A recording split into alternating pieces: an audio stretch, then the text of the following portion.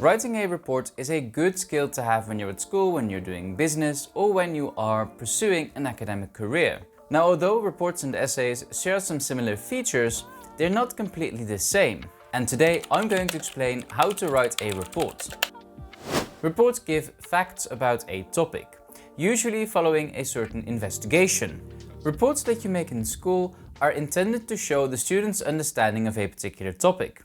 And a scientific report is intended to show the scientific significance of a particular study. A book report, for example, gives information about the book that you've read, which is different from a book review in which you give your opinion about the book and how your reading experience was. A book report gives information like the summary, the characters, the settings, themes, motives, and lots of those things that might be found in the book. These are all factual. You give them, you list them, and provide some examples from the story that support your findings. Again, you're not giving your opinion in a report. That's something that you do in an essay or a review. Like many other things that you write, reports also have a structure.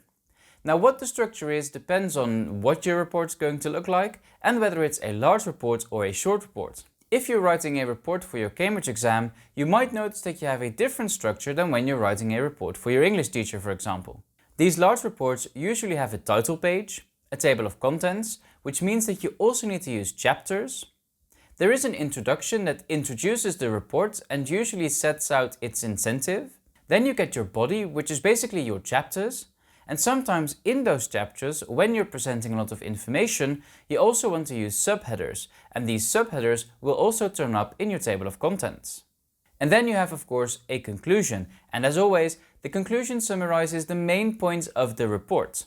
Sometimes, if that's asked, a conclusion might contain advice or some changes that need making in a company, or maybe even an opinion. In general, conclusions definitely summarize the main points of a report. Just like everything else when writing, you want to make sure that the body of your report is structured. This means that when you're using chapters, you definitely want to give a short introduction at the beginning of the chapter that introduces what the chapter is going to be about. What can I, as a reader, find in this chapter?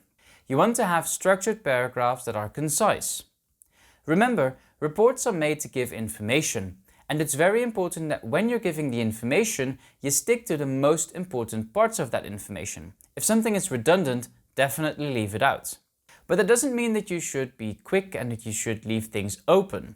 Make sure that everything that you put in your body paragraphs is clear. Otherwise, the reader might not know what you're talking about, and then your report might not be as strong as you want it to be. So make sure that your paragraphs are structured and that you have a topic sentence, that when you present information, you give evidence to support that information, and that you make sure that everything in your paragraphs fit together.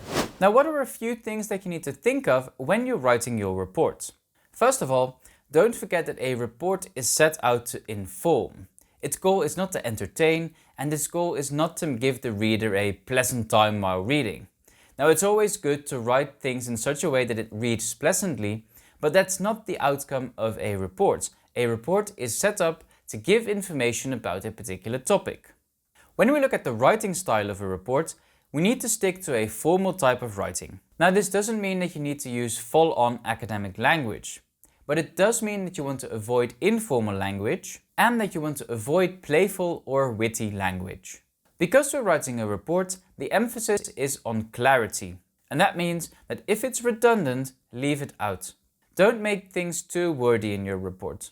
Just give the facts as plainly as possible and have the reader create their own interpretations. Also make sure that your language is precise and clear, so that you actually communicate the thing that you set out to communicate in your language. And, as always, it's very important that you provide evidence for your findings. Now, this evidence can be from your primary source, which is sometimes a text or a picture or a situation, or it could be from your secondary source, which is something that you've used to add extra evidence to your report. And this is fine, as long as you don't forget to cite your sources and that you mention where you found the information. So let's round off by quickly looking at the differences between a report and an essay. A report, as I've said several times throughout this video, is very factual. It provides information and leaves it up to the reader to interpret this information. An essay, on the other hand, especially an essay with a thesis statement already given, gives some room for the author's own point of view. In an essay, the author needs to give arguments for a particular topic, a particular hypothesis, or a particular thesis statement, and you want to use sources to support your argument and your point of view.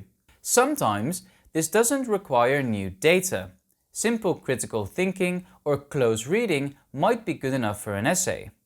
An essay also leaves room for some personal interpretations and personal thoughts by the author. That's why you're writing an essay. A report doesn't have this, so unless you're asked to do so, don't give your personal opinions and personal interpretations in a report. So that's how you do it. That's how you write a report, and those are the main differences between reports and essays. If you found this video useful, please consider giving it a thumbs up. Leave something in the comments because I'm curious about what you're writing your reports. If you want to know when my other videos come out, don't forget to subscribe. For now, thank you for watching, and I hope to see you in one of my next videos.